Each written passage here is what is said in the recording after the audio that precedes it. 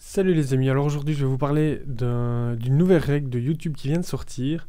Alors ça prend date le 6 avril 2017 et je vais vous expliquer tout de suite après le générique. Pour des millions de créateurs, faire des vidéos YouTube, c'est pas seulement une sortie créative, c'est aussi une source de revenus. Alors, YouTube a mis en place un partenariat en 2017 avec les YouTubeurs et aujourd'hui, il y a énormément de créateurs qui vivent grâce à YouTube. Alors bon, évidemment, ça c'est les gros créateurs. Quand on dit créateurs, c'est YouTubeurs. C'est ceux qui ont énormément de vues, etc. Mais il y a aussi les petits YouTubeurs. Avec toute cette croissance, il y a eu des problèmes d'abus où le contenu original était retéléchargé par d'autres petits YouTubeurs qui tentaient de générer des revenus ou des vues. Pour protéger les revenus des créateurs principaux, des créateurs originaux, ils ont récemment mis en place un système pour signaler les vidéos ou les usurpations d'identité.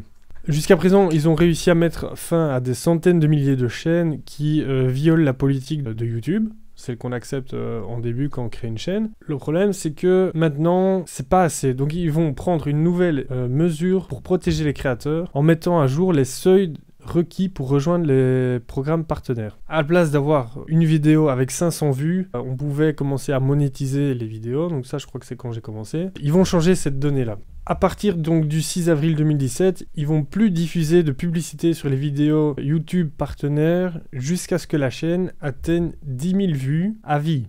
Donc ça veut dire c'est 10 000 vues, toutes vidéos confondues, et à vie, ça veut dire ce que ça veut dire.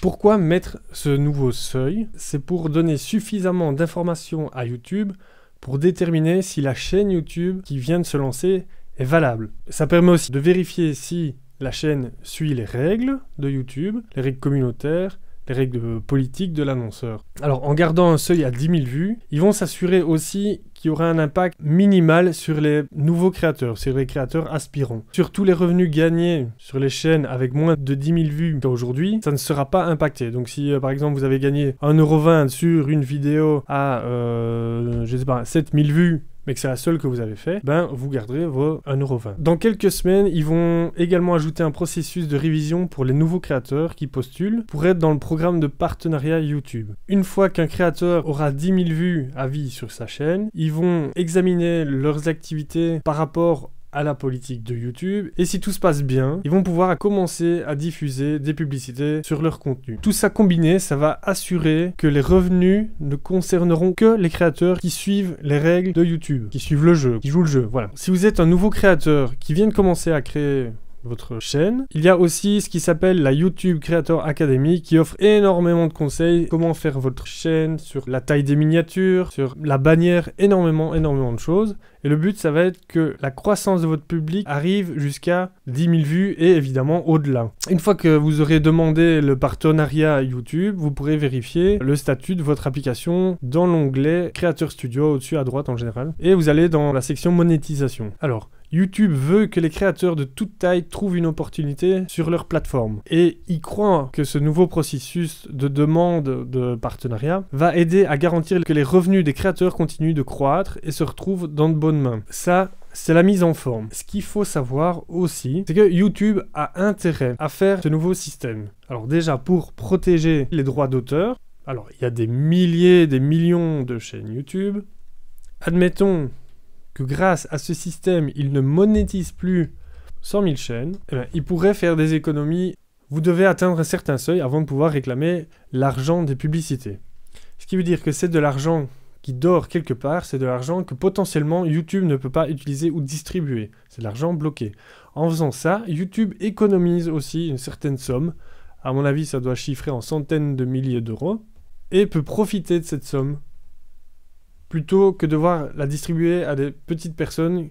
Par exemple, il suffit que, voilà, Jean-Charles fait une vidéo sur son chat qui tombe du premier étage, bardaf, il a 7500 vues, il a un revenu de 1 €, voilà, c'est le 1 € qui sera bloqué peut-être à jamais, parce que Jean-Charles ne fera peut-être plus de vidéos, il avait juste fait une chaîne YouTube pour pouvoir poster cette vidéo-là, ça le faisait marrer. Bon, il y a énormément de personnes qui font ça, en évitant les 10 000 vues, en mettant le seuil des 10 000 vues, YouTube se protège de ça aussi et économise énormément d'argent. Alors, pour les nouveaux youtubeurs, donc vous devrez vous connecter à votre compte YouTube et au-dessus à droite, du coup avec la caméra, je crois que c'est de l'autre côté.